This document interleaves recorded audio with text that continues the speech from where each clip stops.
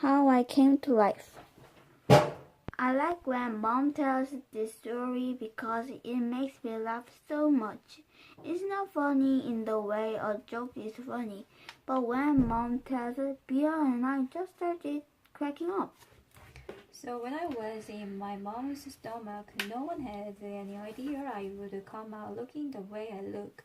Mom has had beer 4 years before, and that had been such a walk in the park. Mom's expression that there was no reason to run any special tests. About 2 months before I was born, the doctors realized there was something wrong with my face, but they didn't think it was going to be bad. They told Mom and Dad I had a cleft palate and some other stuff going on. They called it small anomalies.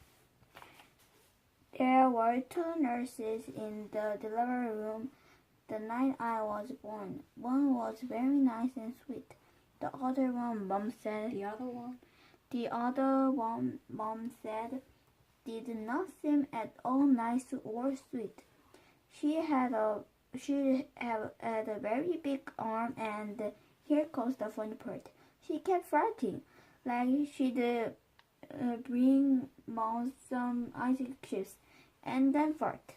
She checked Mom's blood pressure and fart. Mom says it was unbelievable because the doctor wouldn't. Unbelievable.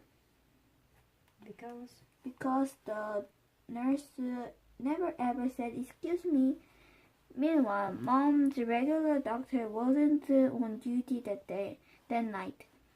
So Mom got stuck with this crazy kid doctor she and Daddy named Doogie after some old TV show or something. They didn't actually call him to his face. But Mom says that even though everyone in the room was kind of grumpy, that kept making her laugh all night long. When I came out of Mom's stomach, she said the whole room got very quiet. Mom didn't even get a chance to look at me because the nice nurse immediately rushed me out of the room. Dad was in such a hurry to follow her that he dropped the video camera, which broke into a million pieces, and that Mom got very upset and tried to get out of bed to see where they were going, but the farting nurse put her very big arms on Mom to keep her down in the bed. They were practically fighting because Mom was hysterical and the farting nurse was yelling at her to stay calm.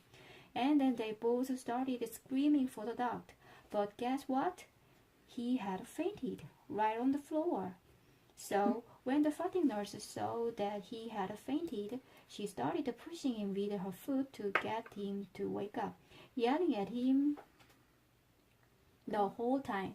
"What kind of a doctor are you? What kind of doctor are you? Get up, get up!" And then, all of a sudden, she left out the biggest, loudest, smelliest fart in the history of fart.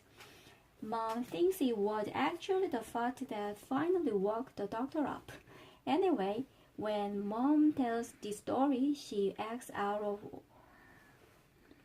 all the parts, including the farting noises, and it is so funny. Mom says the farting nurse turned out to be a very nice woman.